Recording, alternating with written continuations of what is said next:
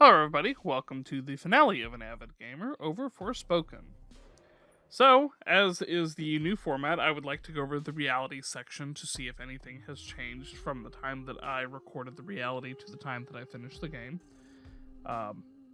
So, still like the parkour establishing the bit of Frey's character, that never changed. Her initial story being heartbreaking. It does lean into the fact that she grew up all on her own and with nobody to look out for her, so she was, out for herself and was a bit of a selfish brat. But then it turned back around into her actually caring for others and her staying behind for Athia instead of going home. And it was beautiful, especially because she found out more about her mother and all of the different tantas and like what actually happened, so she got closure from there as well. The cringe dialogue is, there's still a handful of it here and there, but again, it never was really a big issue. It was just it was a handful of lines, and like I said, they cut the trailer bad, but that was about it. She is still a delight with the things she says. It did break my heart when she was talking to Auden, like Auden wasn't there helping her this whole time. But like I said, it did come back around with her character, and she did stay behind to help Athia.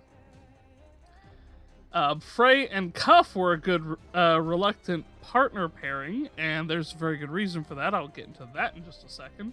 Her idioms, there wasn't a whole lot more of Frey's Earth idioms going over people's head, because at the point where I made the reality of An Avid Gamer, the everything started getting really serious, so there wasn't as much of that kind of stuff going on. Pauses during and after cutscenes being a tad long, those were still a bit of an issue, but either I got used to it, or they weren't as noticeable, or there wasn't as many in the endgame. It was still irksome, but I guess I just got used to it, so it's not a huge deal. It was just ever annoying. It was just a little annoying, that was all. The fisheye UI, probably the same thing. I probably just got used to it. It wasn't as bad as I initially felt it was, or it just got better over time. And also, I guess to preface all this, there hasn't been any updates either on the game itself or that I've downloaded. So everything is still on the same patch. And the writing was still funny. Towards the end, like I said, it got more serious. So it didn't come up quite as much towards the end, but there were still some pretty funny lines that made me laugh out loud towards the end. Okay, so that was going over the reality bit of it. Now on to the new aspects from the finale.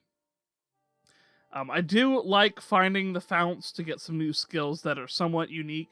So there's, from the ones that I remember getting from the founts, a lot of them are like movement based. I think there was a handful of actual spells in there, but like the one I remember is the jumping one, where if you time your jump right, it basically just launches you forward and gives you even more momentum than you were using before. So the founts are a really cool way, so you can unlock your entire skill tree by collecting the magic and leveling up, and then you can actually go and physically get more magic by visiting the founts. So I thought that was a neat idea. From here on, I will fully talk about spoilers, so here's your spoiler warning. But it says finale in the title, so that should be pretty obvious. So the alternate reality dream that was set about by the third Tanta, that was kind of a neat little thing, because whenever it popped up, I was like, what's going on? Was Frey dreaming the whole time, or what? And it definitely leaned into the whole Alice in Wonderland thing, that, it wasn't like a big thing in the beginning, but like if you're looking around her apartment, you can see that she's got an Alice in Wonderland. That's very much a a physical embodiment of what the story is going to be, a kind of like a foreshadowing kind of deal, because Frey does go down the rabbit hole into Athia. So it was a nice little thing to see that, and it's kind of fun seeing all the different names of stuff in Athia repurposed for the real world, and just kind of confuses you and makes you wonder what's going on. And after all that, you do get to the third Tanta. I do apologize, I'm not remembering her name at this very moment. And you actually don't fight her. She's already dead. But Cuff turns on you. Turns out he is like the big bad demon that the Tantas were fighting over 20 years ago. And so I actually didn't see that coming. I actually kind of assumed that Cuff would end up being her father or something. But no, the big evil bad has been with her this whole time. Tundra, stop. Stop it.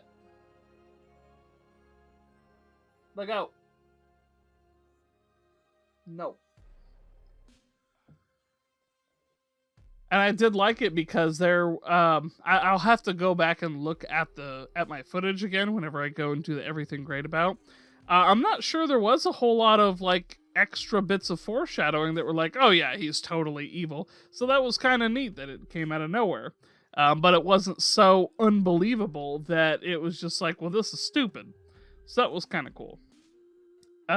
One complaint I did have for some of the endgame was chapter 11. It spins its wheels a little bit too much. I always have a big thing where like you're in a cutscene, they give you control, you walk 2 steps, and then it's another cutscene. I know they're trying to keep the players interested and involved and give them control, but to me that's just always annoying because it's like, well, if I only walked a little bit and you're just going to throw me into another cutscene, just keep me in a cutscene. Don't give me control and then take it away 2 seconds later. Looking at you, Metal Gear Solid 4. Actually, I didn't have a problem with Metal Gear Solid 4. And anyway, there was just a little bit too much going on in Chapter 11.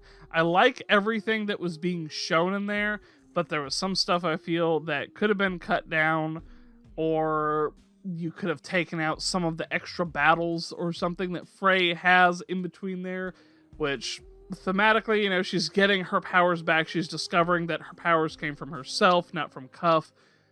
So that wasn't too bad on it, but I still feel like the chapter itself could have been cut down.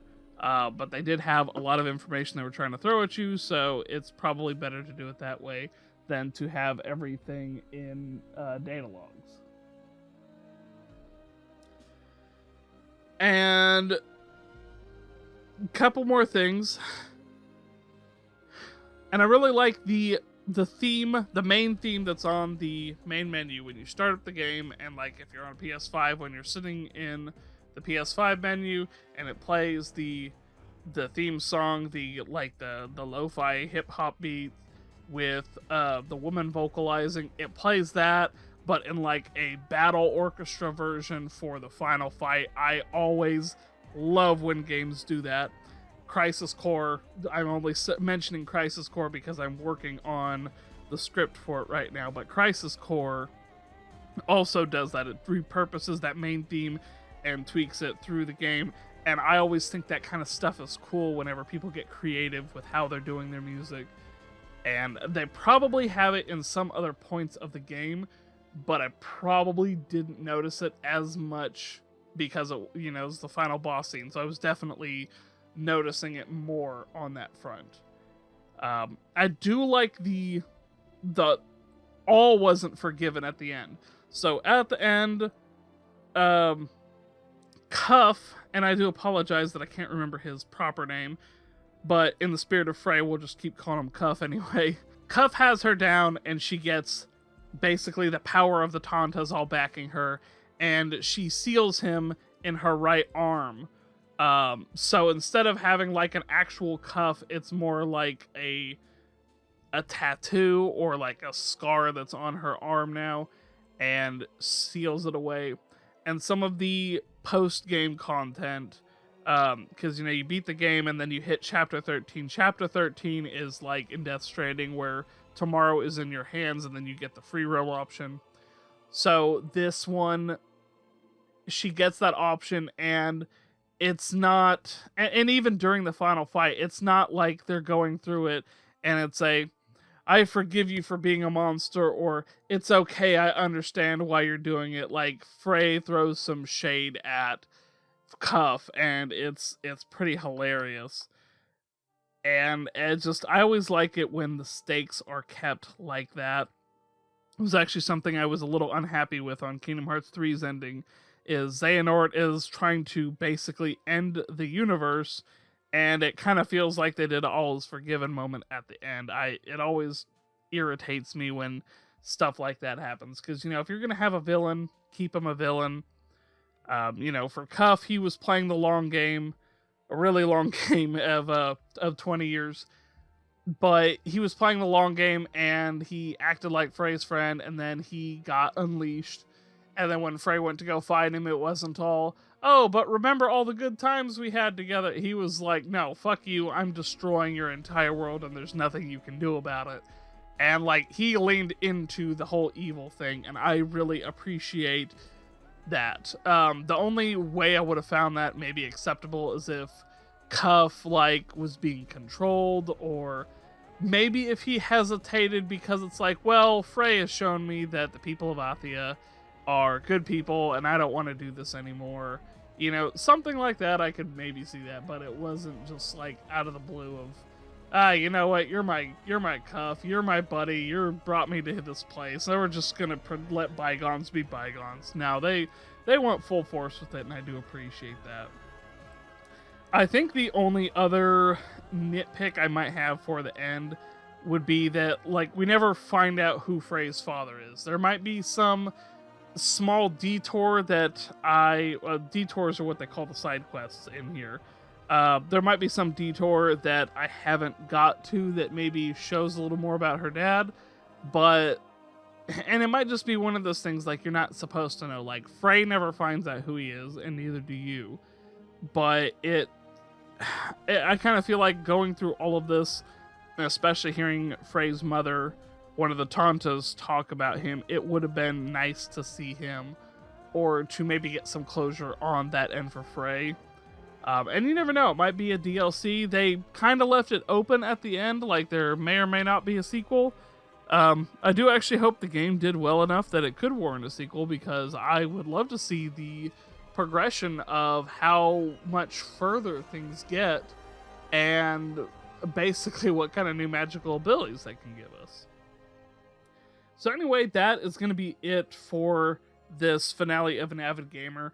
I thoroughly enjoyed Forspoken. I don't understand all the hate that was thrown at it, but I think it's a very wonderful game. I personally think it was worth the $70 price, but if you're looking for an open world to play in, and maybe you're not as interested in the story, I'd say wait for a sale. But this doesn't feel like something that I don't think you would get cheated out of money if you wanted to pay $70 for it. But that's my opinion on that.